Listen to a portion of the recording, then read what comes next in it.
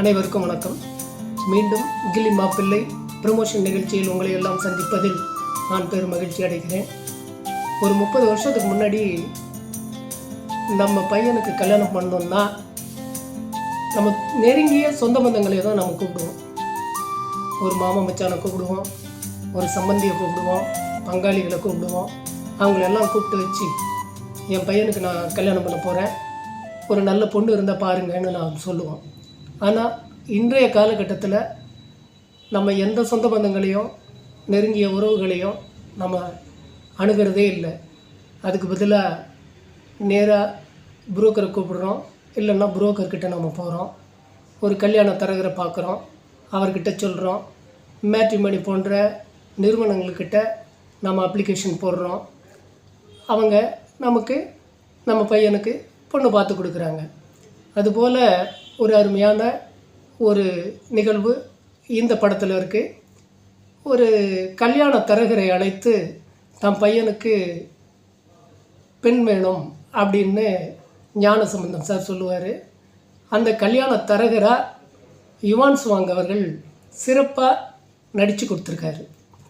அவர் தான் இன்றைக்கி நாம் சந்திக்க போகிறோம். இந்த படத்தை பற்றி அவர் என்ன சொல்கிறாருன்னு கேட்போம். வாங்க நிகழ்ச்சிக்குள்ளே போவோம். நான் திரைப்பட காமெடி நடிகர் யுவான் சுவாங். என்ன கிட்டத்தட்ட 76 படங்கள் பண்ணியிருக்கேன். எல்லாம் ஒரு சீன் அரசியல்னு போனதுனால பெருசாக வெளிச்சத்துக்கு வரல.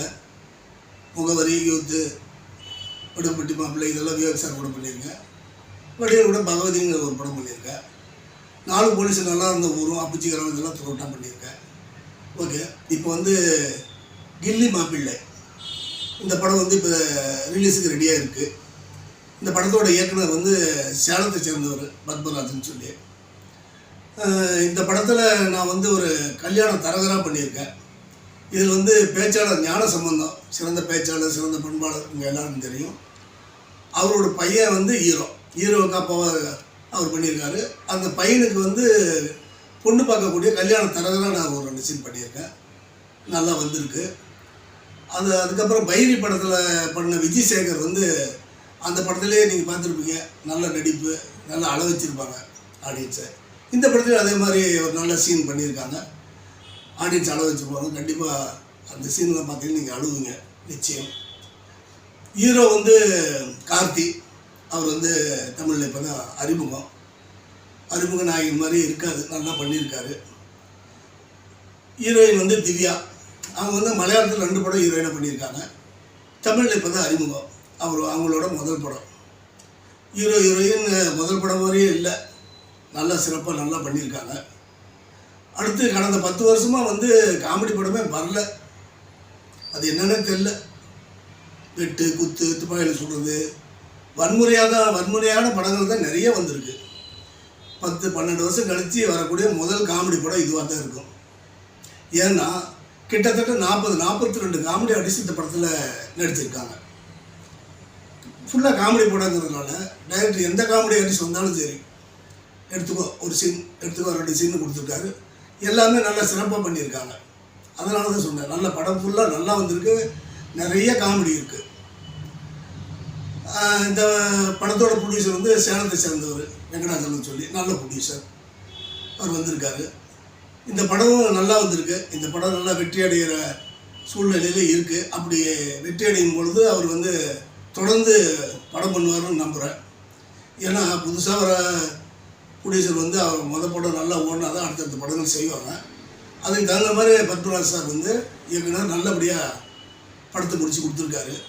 இந்த படம் சீக்கிரமாக திரைக்கு வர இருக்குது. நீங்கள் தேட்டரில் போய் இந்த படத்தை பார்த்து வாழ்த்தி எங்களுக்கு ஆதரவு கொடுக்கணும், இந்த படத்தை வெற்றியடை செய்யணும்னு அன்போடு கேட்டுக்கிறேன். அன்புடன் Yuan Chuang. Thank you. Yuan Chuang அவர்கள் சொன்னதை நீங்கள் கேட்டீங்க. இந்த படம் உங்களுக்கு பிடித்தமான ஒரு அற்புதமான நகைச்சுவை நிரம்பிய குடும்ப உறவுகளை வலுப்படுத்தக்கூடிய கருத்தை சொல்லுகிற ஒரு அற்புதமான படைப்பாக நான் இதை படைத்திருக்கிறேன். நீங்கள் அனைவரும் தியேட்டருக்கு இந்த படத்தை பார்த்து ரசித்து எங்களுக்கு ஆதரவு தரணும்னு நான் கேட்டுக்கிறேன்.